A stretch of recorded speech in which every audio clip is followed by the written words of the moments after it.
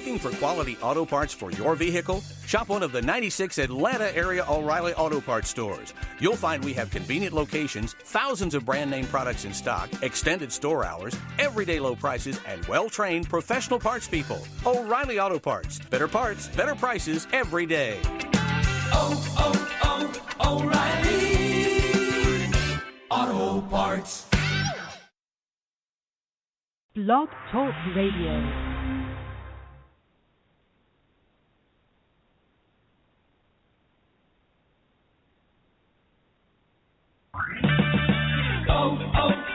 O'Reilly. Looking for quality auto parts for your vehicle? Shop one of the 96 Atlanta area O'Reilly Auto Parts stores. You'll find we have convenient locations, thousands of brand name products in stock, extended store hours, everyday low prices, and well-trained professional parts people. O'Reilly Auto Parts. Better prices every day. O'Reilly Auto Parts. Blog Talk Radio. We are the UR Tennis Network. Our mission is to be the voice of tennis. We enlist a team of passionate enthusiasts to promote our sport. We strive to bring interesting perspectives on the many spins of tennis. Our goal is to provide the learners of our sport with current news and information from many angles. We seek active participation from communities interested in tennis, but tennis is not interested in them. We are expanding our outreach. Tennis is a true lifetime sport that needs to be talked about, and the UR Tennis Network pledges to pursue this idea relentlessly. Good morning and welcome to the Parenting Aces radio show on Blog Talk Radio's UR Tennis Network. I'm your host, Lisa Stone, and today we are going to be talking with one of our contributors to our website, Ryan Segelke. He is one of those coaches that I just have clicked with from the get-go.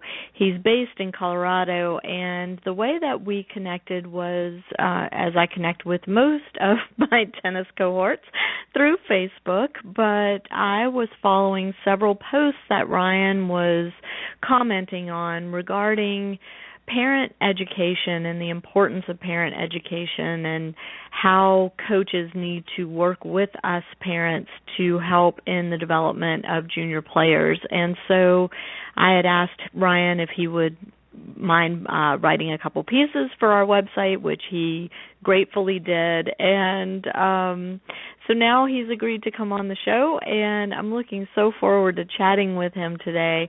Before I bring him on the air and before I give you a little more information, I want to go to a quick PSA, and when we come back, we'll be chatting with Ryan.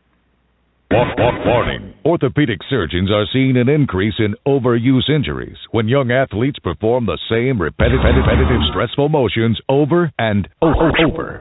Pitching, tennis, weight training, even long swimming workouts can cause overuse trauma that may require surgery. If your kids play and train hard, visit orthoinfo.org or stopsportsinjuries.org. A message from the American Academy of Orthopedic Surgeons and the American Orthopedic Society for Sports Medicine. Thank you for tuning in to Parenting Aces today on Blog Talk Radio's UR Tennis Network. I'm your host, Lisa Stone, and I am just waiting for our guest to call in to join us today. But let me give you a little bit of background on him.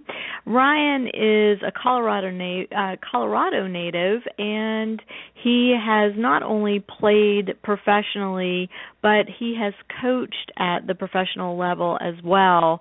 He leads the High Altitude Tennis Team as the co-founder and CEO, and has a vision to bring more individualized and a personal approach to the tennis academy world. He feels like things are just done too generic. So it'll be interesting to kind of follow him and see the changes that he is able to institute at the high altitude tennis team. He has been coaching for 21 years. 16 years he's been coaching, and been playing and coaching tennis for 19 years.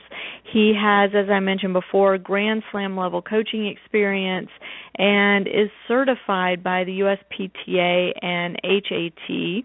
He's consulted and coached with several different professional players, including Camilla Giorgi of Italy, Alexa Glatch, one of our American young women, Karen Barbat, Zoe Skandalis, who played at USC, and has just a tremendous resume. So I'm looking very forward to chatting with Ryan, and I see that he has joined us on the air. Ryan, welcome to Parenting Aces, and thank you so much for being with us today. Hi there. Thanks for having me. Sure. I'm so excited to chat with you. As I probably missed my introduction, but I was explaining to our listeners how you and I connected on Facebook, and how I love the approach that you take, especially in terms of educating us parents along with coaching our children. And I think a lot of coaches out there could probably learn a lot from you. Oh, I appreciate you saying that. I mean, for us, it's those things that we talked about, like these specific articles that we talked about, right, were really meant on our day-to-day kind of interactions with our families and seeing what is holding the kids back. So we're very sometimes forward and to the point, and but really try to make it in a fun way too, and supportive way as well. So it's our privilege to be able to do those things. Why do you think so many coaches try to kind of keep the parents out of the picture? I never really understood that. That's a great question. For me, it's easier that way, right? I mean, parents, you leave us alone and we'll take care of it, and just trust us that we're going to produce the best player that we can. And in some ways that's not bad, but I think the parent should have the right to come and say, well, show me the statistics on how my child is getting better with it. We've been here for a year, we've been here for 2 years, and there should be that kind of balance of checking back in, but also knowing the boundary of where it crops. And I think that's probably our job as coaches, to be able to, as the academy, to draw that line, right, and be very clear with people where that line is, and with parents, because we do care. Last thing we want as a parent to not be involved, but we also need to set the line and say, well, here's how far we can go over that line, not because it's with the coach, but because your child won't love this game. And it's a great game, and that's where we see most dreams, as we talked about the first article, or the article I saw recently, was, you can really kill your child's love of the game if you're too involved. So I don't know if that answers your question, but I think that's that's a great answer. So what does it mean to be too involved? I mean, where do we draw the line? Well, in the article, I guess I can go to the article that I wrote about that. It's kind of the Parent Dream Killer is the article. And where I started off is that, I have a 3-year-old in tennis now, and also in swimming and some other sports. And where it starts off, right, is that we just want our child to love the game and come back and say, hey, I want to come back for more. And so it's my job as the parent to find a program and do research on the program and find a specialist in the area. For me, being in coaching, I'm not just going to put my child. I know how many generalists there are out there, and those are great. Those are great for a specific type of parent who isn't concerned about that. Like, I want to go swimming or go get a workout while my child does their specific sport. But what happens if, for us, we're all in tennis. If I know you have, Lisa, your son just went to college, is that right? Yeah, he's a freshman this year. And so we want to find the best education we can for him. So once we go out, find that, then we have to kind of step back and let them lead the way. So if we're kind of overstepping our boundary and starting to tell the coach what they should be working on, and I'm not a specialist in swimming, for example, so I want to find out the place that does have a track history of results. They've got caring coaches, not just coaches, but caring teachers who go the extra mile. And then I want to step back and let my child enjoy it. And he's starting to ask for 2 days and 3 days and 4 days and a 90-minute lesson instead of a 1-hour lesson. Then we're all winning. Then it just comes down to kind of like to checking off and saying, okay, are they really improving?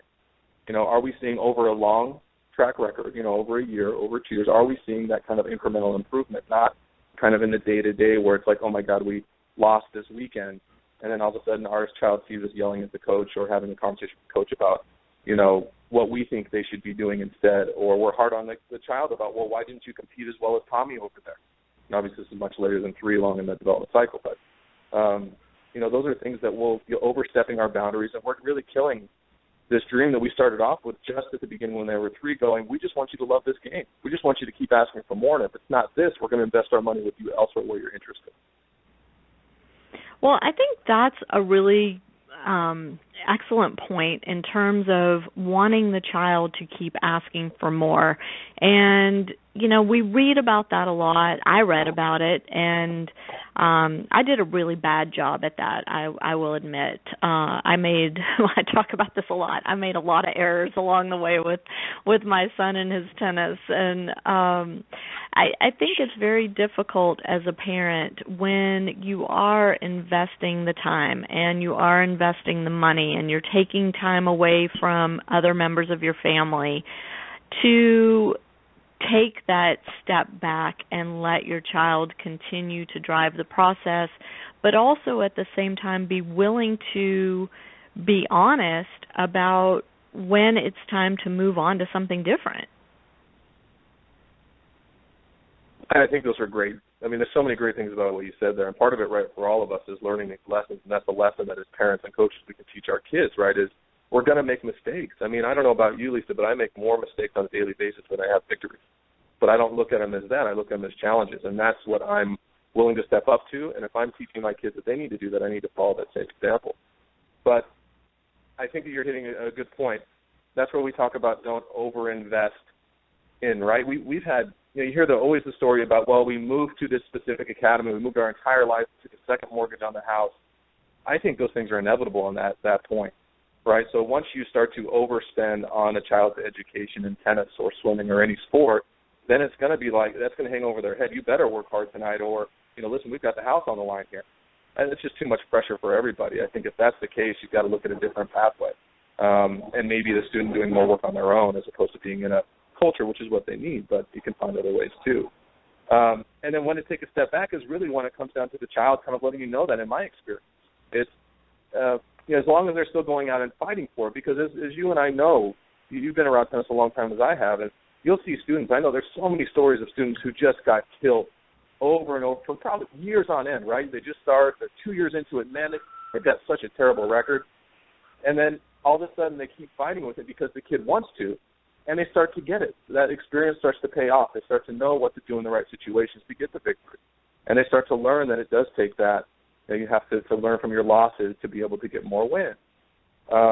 In that case, you don't pull the plug. But if a student is really out there, they're dragging their feet, and that's where an academy like ours, who is highly intensive, we are paying attention to every student. There's no student left out with us.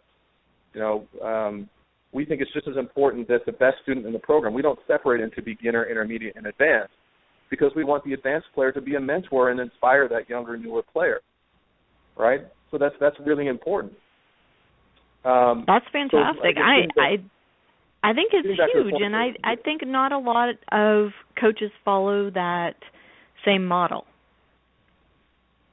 I totally agree. Listen, I came back to Colorado because I'm from here originally. I think you mentioned that. I've got just a tremendous passion to bring something greater to Colorado. To the country, sure, but Colorado's our focus and where my heart's at as a native here. And we've developed some players here and there, but when you look at it, we're really, really far behind developing players where we should be, because it's very surface level. It's not getting to these deeper conversations, which is what you're bringing up. Should my student be trying out another sport? And sometimes that's the case, where their heart's not there. They're playing this because mom and dad wanted them to. And maybe they should play a different sport. Now, in my opinion, as a tennis coach, we're going to try everything for them to stay in, because we love tennis. I think that they're better off, biasly speaking. I think they're better off in tennis than any other sport because I love it. But that's not always the case. If they'd rather do something else, they should do that. But where does the child want to invest their time? And they'll tell you that. I mean, Lisa, was that your experience with your son too? Was he able to did he keep fighting through, and when times got rough, did he still want to keep going, or did you have to force him to keep going? Well, and it's funny. I was just getting ready to ask you that question. With my son, he did in middle school go through a period before he hit puberty.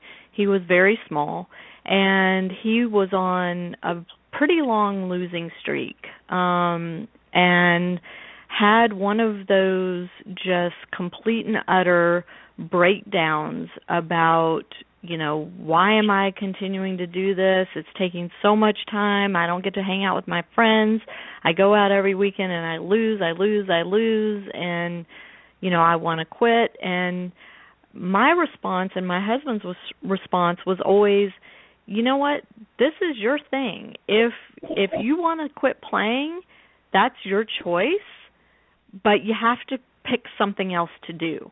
So start thinking about how you're going to fill your time if you're not training and playing tennis. And that always kind of helped him take that step back to realize, you know what, I played baseball before. I played soccer before. I played basketball. I really didn't find my passion there. I tried music lessons. That wasn't really my passion. And he always would come back to the tennis. But I think there are situations where, as a parent, it's very difficult to know, is it okay to let them stop? Or, what do we do? And I think that's really tricky. I couldn't agree more. I think you handled it perfectly, though. It's tricky.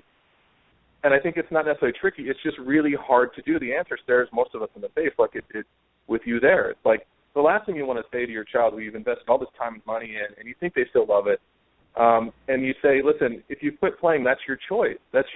You have the power of choice, and you have to live with those consequences. And isn't that one of the best lessons we can teach our kids at an early age, is that, here's your pathway. Let me outline what each of these pathways look like. And there's consequences, good and bad, for both, and you have to make that choice.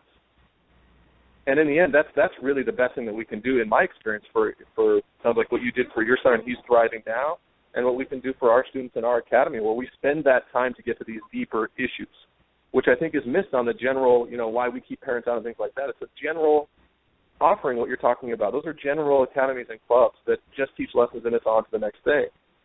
But to get to deeper issues like this, it takes time. And it takes heart to ask these tough questions and say, listen, if you want to quit, sure, that's your choice. You put in all this effort, but you have to live with the consequences of that. So let me know what you'd like to do, and we're here to support you in any way that you can, in any way that we can.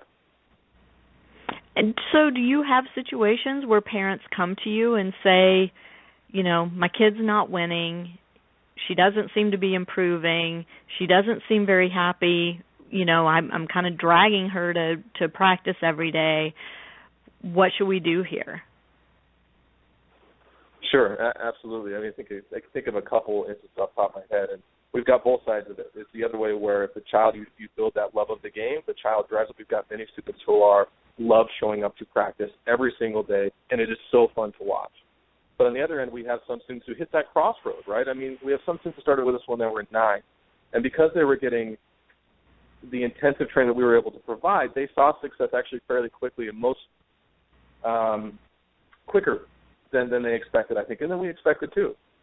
And then they hit a point, they're 9 and they're doing well in, orange ball and green ball, and then they start to step up a level and they become freshmen again. They start to get beat, and the child they don't know how to handle that. Mm-hmm. And one of the parents said it recently, like, well, my child is going through a midlife crisis, at 11 years old. And so it's like, first of all, this isn't a midlife crisis, is what I told the parent. This is normal. This will happen again and again and again, and welcome to what he's going to face in the real world if he wants to be successful. And this is our job, is to let them know that now, not to try to make things better for them all the time or sweep it under the rug. It's to confront these things, and let's figure out how to go there together with the intensive program that we're in, if we found it, which is really hard to find in my opinion, and with parents who are thinking clearly and willing to step up to the plate. We've had it before, and sometimes it is you need to step away for a while, and I think that's okay. What I see is that if, in my experience, and I've done this before too, the wrong way, which is you step up and you go, no, you're making a tremendous mistake, you've got all this talent. It almost reinforces their decision. Like, they're never coming back to tennis after that. The best thing you can do is step back and let them make their own decisions, where maybe they step away for for 6 months, they step away for 7 months, and they come back and they truly love the game and they take it all the way to the college ranks, maybe even beyond, right? But to the college ranks, that would be great. But I do know that if we step up and say you're making a huge mistake, and mom and dad and your coaches tell you to do this, they're going to be unhappy. If they stick with it, they're going to be really unhappy, and it'll likely affect the rest of their game, the rest of their life, right, school and so on. But I think if we can let them make the decision on their own, they have to bear the consequence of that, and that's a great lesson. Right.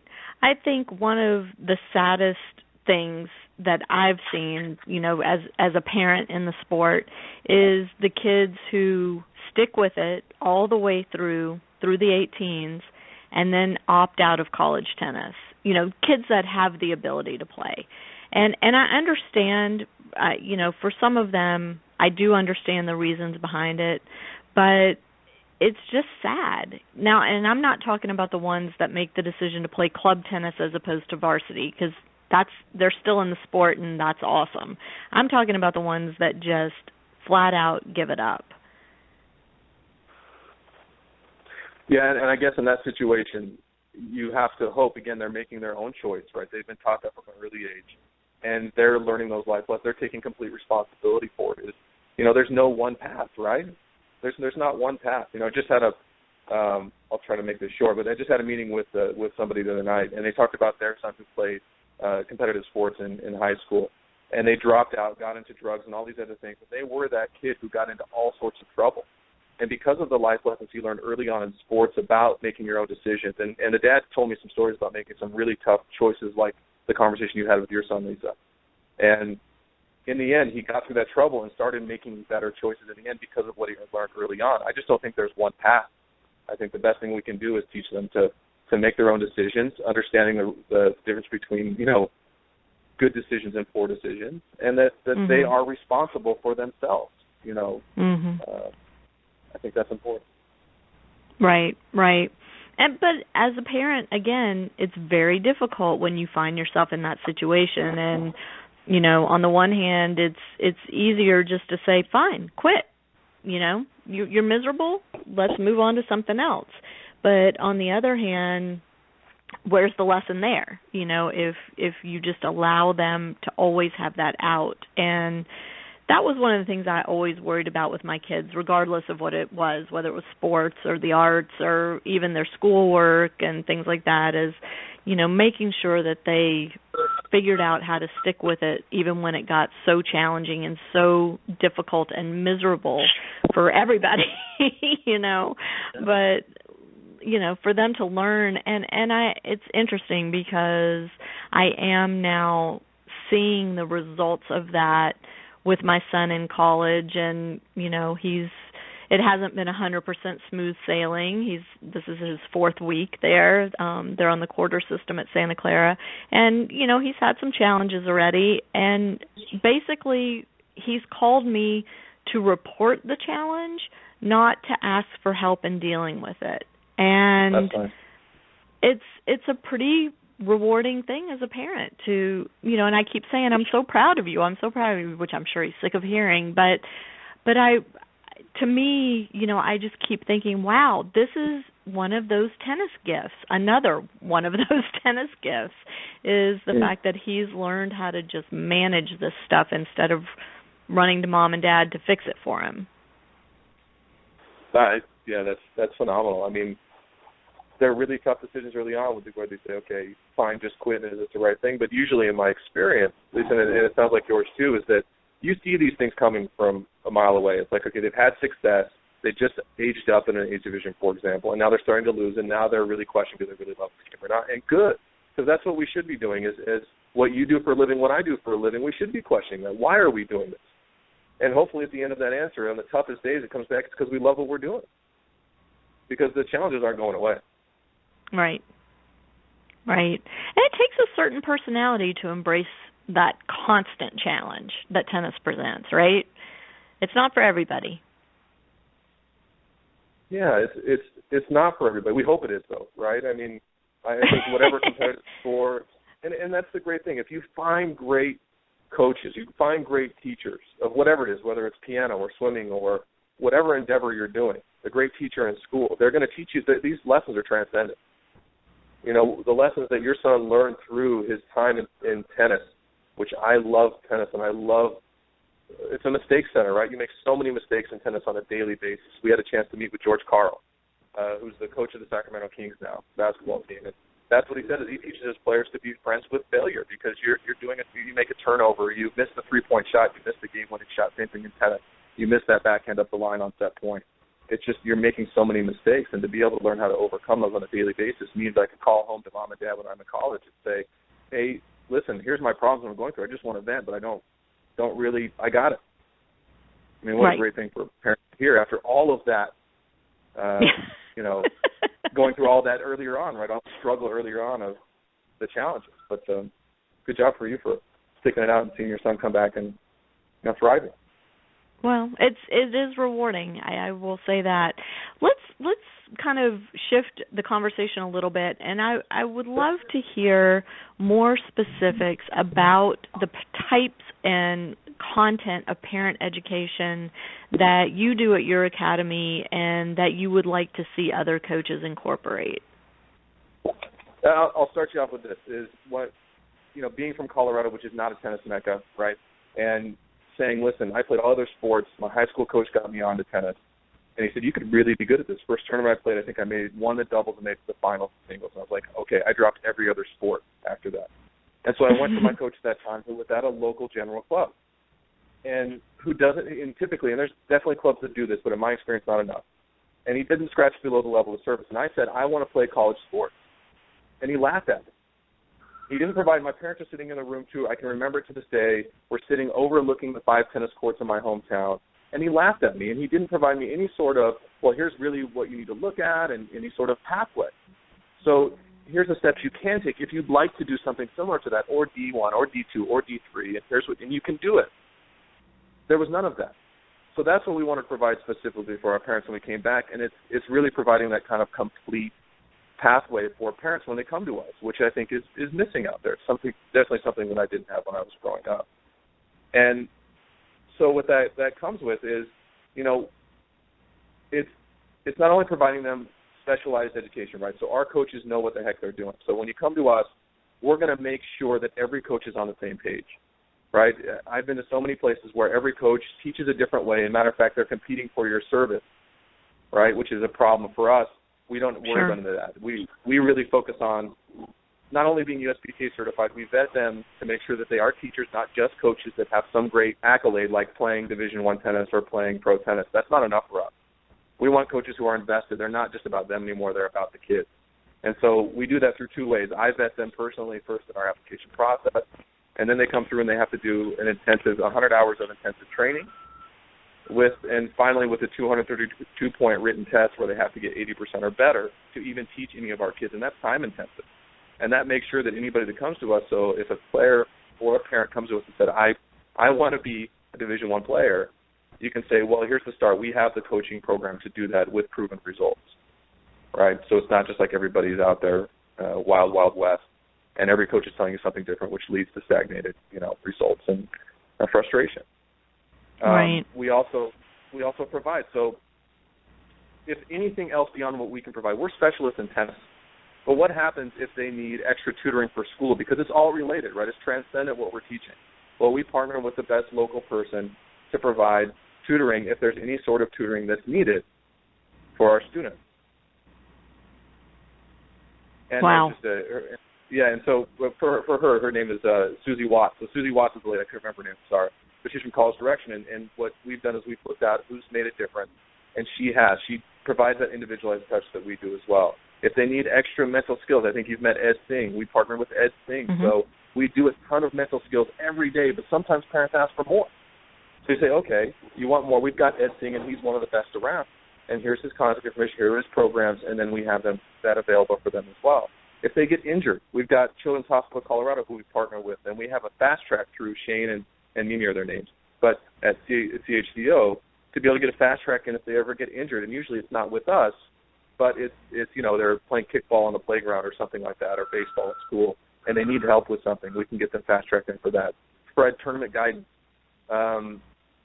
We do that in-house for every one of our students, whether they're just starting or they're 14, 15 years old and they're really excelling and they need a pathway towards L1s and L2s. And then David Benzel's a great guy too. So sport, family. You know David Benzel, I imagine. Oh yeah, he's been on this show several times. He's phenomenal. And so if the family's having, it's just like you talked about. So sometimes parents like yourself need to hear it different than somebody else like us, where we're saying, hey, listen, this is a tough choice. Here's what we would recommend, but let's also get the opinion of David Benzel. So what we want to do is provide anybody who comes to us, if the kid is motivated, the parent is supportive, there should be no reason that child doesn't get to their goal is if it's up to us. So, and the last part of that is kind of, oh, go ahead, I'm sorry.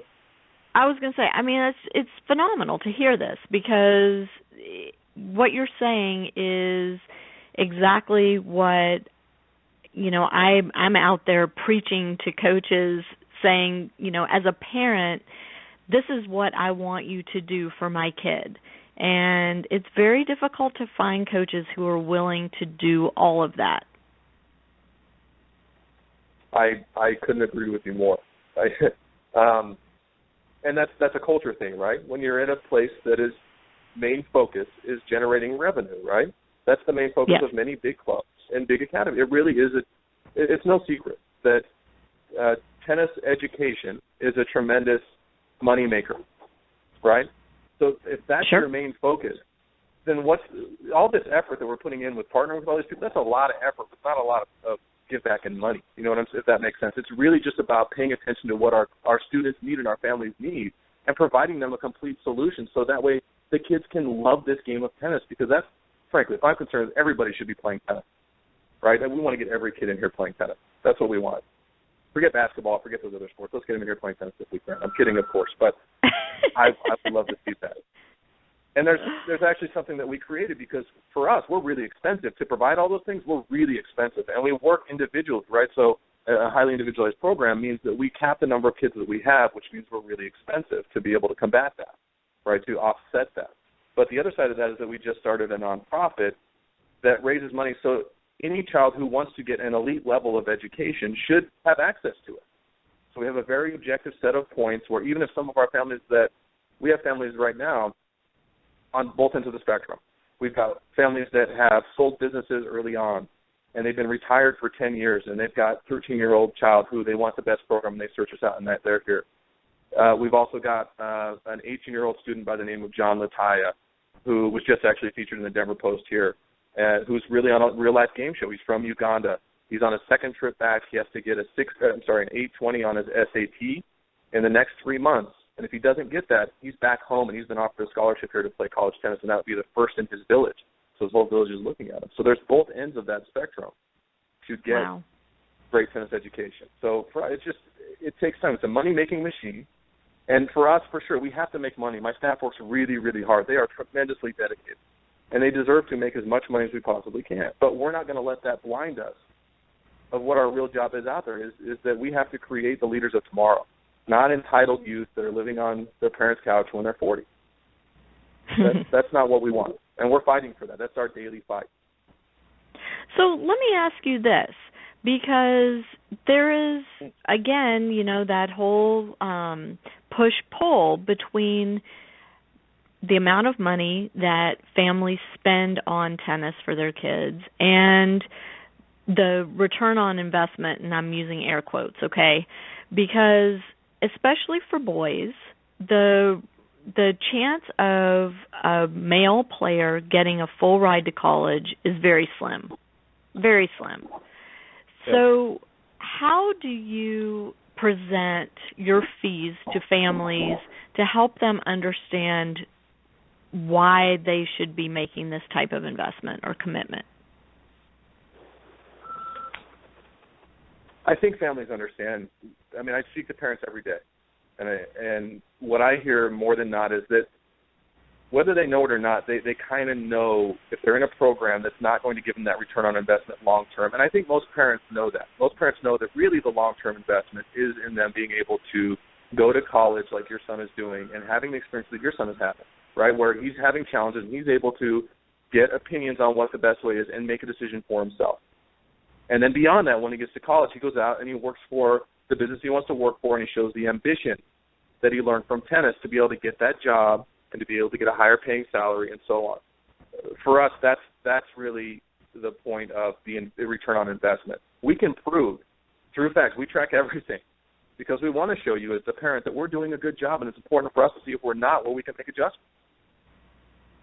So when we present to families, yes, we can get your child better at tennis, but it's much bigger than that. Sports is only a pathway to learn how to handle yourself in the real world, right, in the business world, way beyond, in the college world, even through high school, right? You're going to have challenges in high school of being able to have to sacrifice, right? I'm playing this much tennis because I want to get a Division II scholarship, and that's what's required. Well, that means I can't hang out with my friends. Well, you can hang out with your friends, but you're going to have to sacrifice, and that's what we have to teach our kids, is that a lot of them aren't used to sacrificing much. And we've got to sacrifice. I sacrifice. You sacrifice. That's the name of the game. Sure. Okay, so what? Well, yes and no. So what about the parent that says to you, well, hey, can't my kid learn the same lesson through baseball that they can play through school and have the school pay for it, and it costs me way less money, and the end result is the same? How do you respond to that? Sure, and I would say if baseball is it, you got to go baseball, but that's a 9-week program that you have in baseball. It's a 9-week program you have during the school year, and then what? So then you're going to have to find a baseball program that is top-notch, that's not only going to have the best teaching program, right, that's going to be able to show you results. Your kid's going to get better with us because we are the best, but also that we use that ability to teach them a forehand, a backhand, or a swing, or a throw to teach them bigger lessons, right? The challenges that you have to do with throwing and playing tennis, right? The challenges that are confronted with us in matches on a daily basis that go down to my strokes, are my strokes good enough? Those lessons you'll learn elsewhere too. So I would say that whatever sport you're choosing, sure, you're going to have you can get that done through the school, but then what? You're going to have to get more education with that too. And I would just say choose the best. Do your research, choose the best, and realize that you want a program that's going to teach you life skills along with the intensive developmental skills of a sport. Great answer. So how did you come to this? Did you grow up in that kind of environment where you had this phenomenal coaching experience? I wish. And I'm grateful for it, frankly. I mean, so growing up in Colorado, not a tennis mecca, I had to search for intensive training. I mean, I came to Denver for lessons. I came to Boulder for lessons. And I had great coaches who were really good guys and were my friends, but they weren't mentors. And that's, looking back, that's what I needed at that time, were mentors who were willing to go, another layer deeper on how to help me with things. And for me, it really teach me how to help myself, right? And those life lessons. So I went to Florida. I went to the camps in Florida. I found the same kind of experience. It was really cool to be able to play with Venus on the next court over and play with international competition. There's some confidence post that, but that didn't help me become a better person, and it helped me, frankly, develop my game to the point where I could actually play that level. So I was always looking for something that was a complete program, and that was lacking for me. And so teaching in Boston at the time, there was a waiting list, and I was having a good time, but did I just want to be a teaching pro? I wanted to affect more people. I can only work so many hours. I can only charge so much. I can only work with so many people, really, is what it came down to for me. And I said, okay, why don't we move back to Colorado and this is what we've talked about forever. Actually, my parents and I had talked about this when I was a kid, like we should open the local club, we should take over the local club and start our own program here and really have an elite junior program. So to bring it back a step to when I was younger. And we just had that opportunity later on after being in Boston. We said, why don't we move back? We'll find a place to build our facility. And we did it. We built 2 indoor courts. We have housing. We've got a full gym and all the stuff anybody needs. So it's an elite training facility for any junior in Colorado that wants to come in and raise their game to the next level.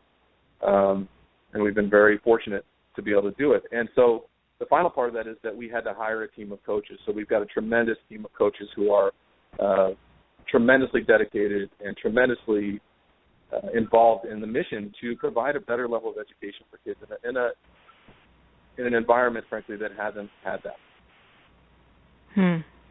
Do you have mentors that you turn to? Absolutely. I mean, one of the first guys that we went to was Steve Smith down in Florida. I think you know Steve quite well too. Yep. And and that's what we looked for was, okay, we've heard all the jargon but let's get down to brass tacks. Who's really developing players? And you look at Steve, you look at his son is a prime example of somebody he's coached who's thriving now on the Pro Tour. I think he improved more spots this year than any American player. I don't know if that's 100% accurate, but I believe that's true. And he had a great college career, and the kid can flat out play tennis, and he's got the game to prove it. So Steve was really a great mentor to us, and we really took what he had, applied it to what we were doing, and added our own twist to it as well. Steve is notoriously known for telling people that he's terrible at telling people how great of a job he does. We wanted to put a twist on that and make it fun, a fun place to come, and then people understand that where they're coming is one of the elite training places in the country. So Steve was definitely one of those mentors for sure. Yeah. And do you still check in with him? I mean, is he still providing help to you and support as you continue to grow your academy? I think like any mentor or any great friend over the years, you know what I'm saying? When you check in with them, and you check in once a year or so, twice a year, if he needs something from me, I need something from him, advice from him, or he needs something from us, we're always there for each other. So I say like any great friend, he's there, and I'm there for him if he needs anything from us. That's awesome. I do love him, and I repost his stuff all the time. He always has great stories that he writes on Facebook about his students, current and past students, and he doesn't talk about his son very much, which is interesting. I think that's I like that ethic. And we just take a different route. I think in this world you've got to let people know how you're doing. That's what people are looking for. It's a very, very busy marketplace, and if you're not telling people the facts about what you're doing, if they're good, like Steve's are, then they start to they make their own opinion about you. And so, I think, again, like he said, he wishes he would have marketed more. Or maybe he says he's not the best proponent of marketing himself, I think is what he said, and he started to make some changes to that too. But, in my well, now he can rely on you and me to help promote him. Yeah, absolutely. That's always absolutely. good. Absolutely. Let me turn the conversation another time and ask you, because one of the questions I get asked a lot is, how do we know when a coach is for real and when they're pulling the wool over our eyes? And I think there are a lot of really good salesmen out there, and it is so tricky. I had Gail Pitts-Black on the show a couple weeks ago talking about how to choose a coach for your high-performance player. And, it's tough. I mean, you can spend tens, if not hundreds of thousands of dollars and see little to no improvement in your child's tennis and life skills. And have a coach tell you, you just need to give me more time. You just need to give me more time. When do you say enough is enough? And what are some red flags that we need to be on the lookout for? I think you've got to come down to the way you make any other decision. You're going to invest in the stock market. You've got to go with somebody who has a proven track record and can show you actual factual statistics that they're able to produce that. Like you said, it's the salesman thing has been done, and I think that's you hit the nail on the head as far as one of the biggest problems that we have in tennis coaching. And they build a relationship well, I think, is one of their strengths, right?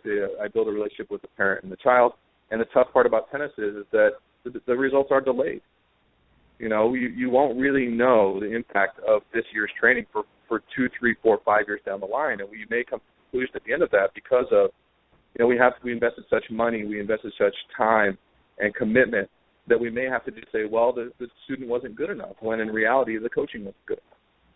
Mm-hmm. And I think that the way you would do that is just the way as parents that we do most of our decisions. We do research on it. We figure out who is the best in the area and able to produce good players really, right? There's definitely ways of fabricating that I produce players by giving a free scholarship to the kid in town who can afford it, who's the top player in the country, and they get a free scholarship and we get to take credit for that. That's definitely a way to do that. I don't buy into that. That's not our ethic. What we believe is taking kids from where they are to where they can be through lots of hard work and then being able to show people the statistics that we've done it.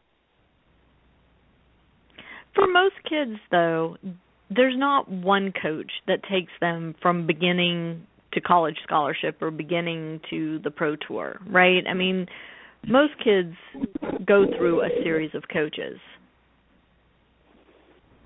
I would say that there's, if you look at that across the board, there's many players who you're seeing make it now that have had consistent coaches across the board. And you'll see oftentimes, and there's definitely cases where it's the other way around, but you're seeing more often the coaches who have stuck in with a certain path. They found a coach early on, built a relationship, and that coach actually has results too, and they take them from beginning to, for multiple years of their development in childhood, if even beyond.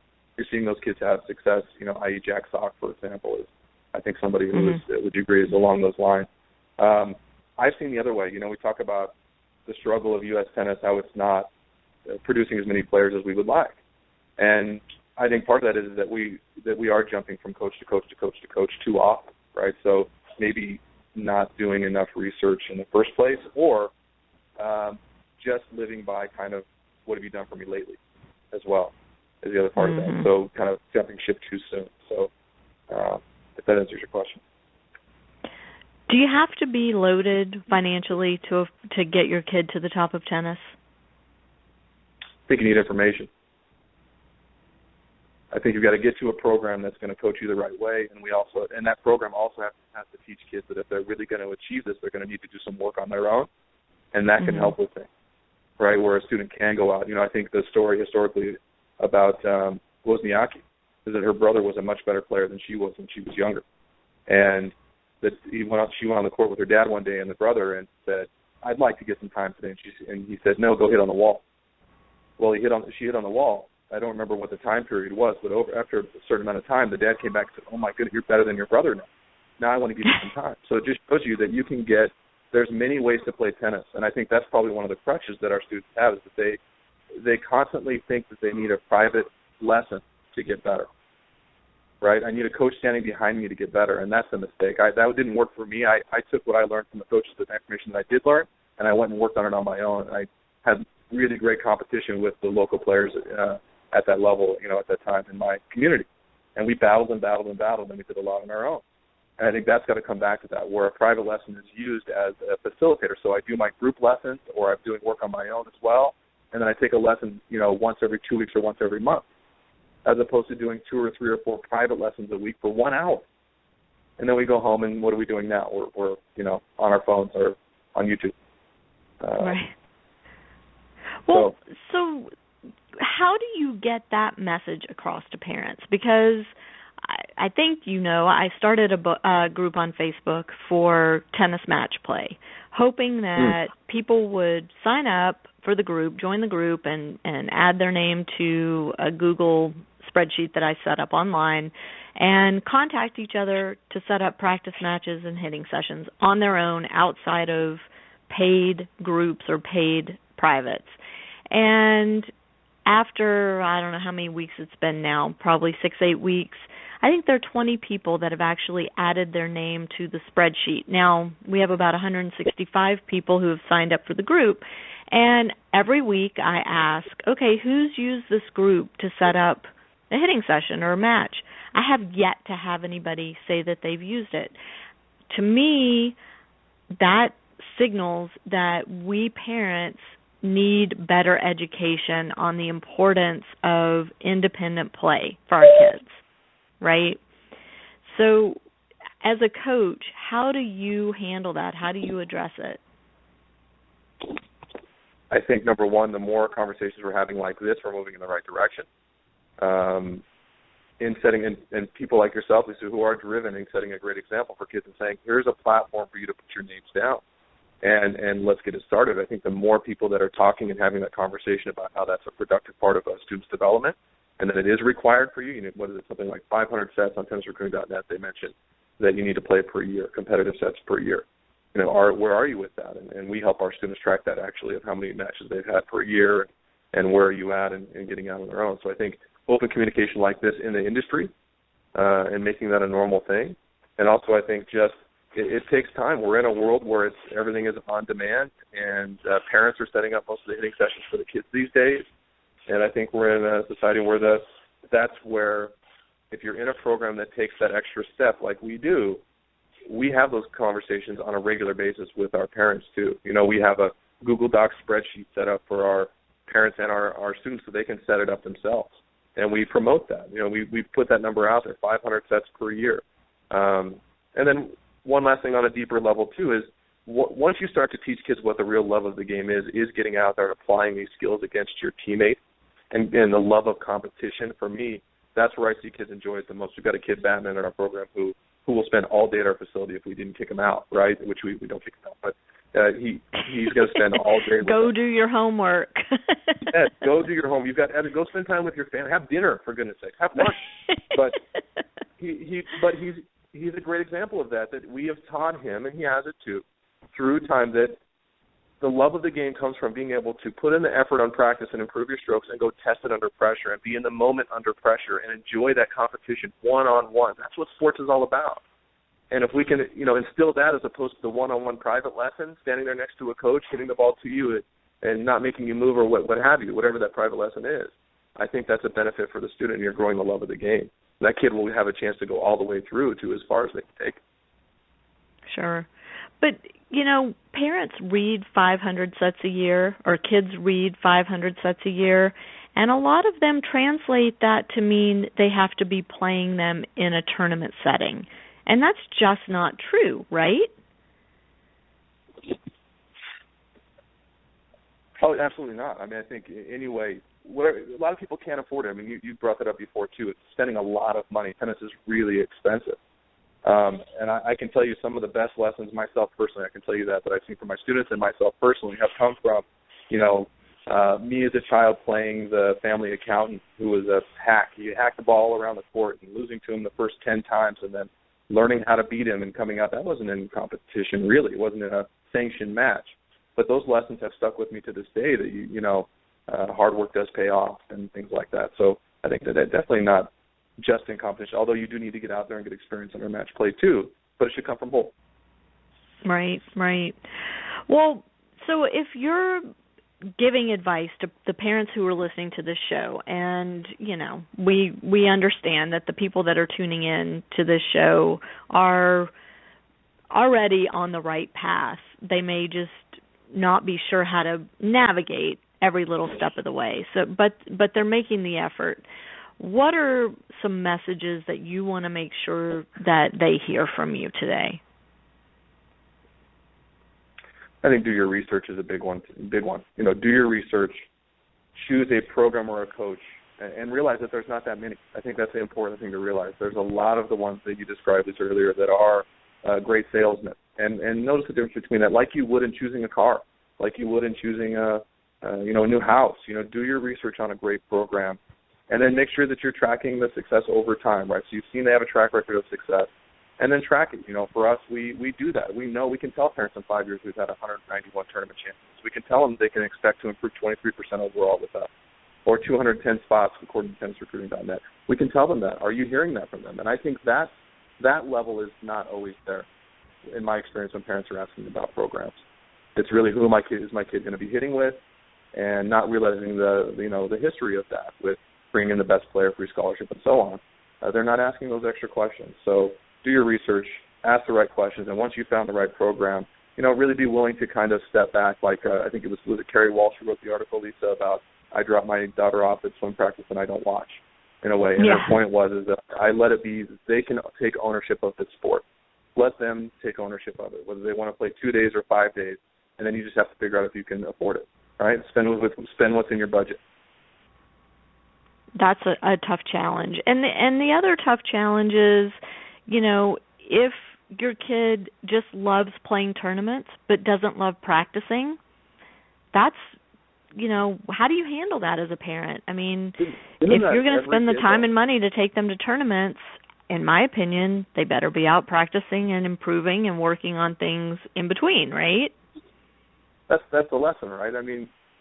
Every kid would rather just play tournaments. I tell you what, after we do evaluations after every single session. So we have 9-week sessions. First 3 weeks are fundamentals. Second 3 weeks we build on those fundamentals. Last 3 weeks we test on those fundamentals. We play matches the last 3 weeks. And then always the thing at the end of it, it's never, listen, I didn't get enough practice time this week, or I wanted more fitness. It's always, why can't we play matches all 9 weeks? So I think that's the lesson, though. It's just like your son had to realize you've got to put in the work to get what you want, right? If you would like to actually have results on that level and reach the level you want, you're going to have to put in the work. Just like if you go on and, like, you know, we hope that some of our kids do. I don't know about other programs, but I hope some of our kids go on to start businesses, and we had a hand in that. You know, we inspired some of that. And they say, listen, the lessons that I learned about that I had to practice for, you know, during the week to be able to earn the right to play tournaments on the weekend and be able to play better each weekend or improve throughout the years. That's the same lesson I learned in the first 5 years of my business that we had to struggle to eventually make. Right.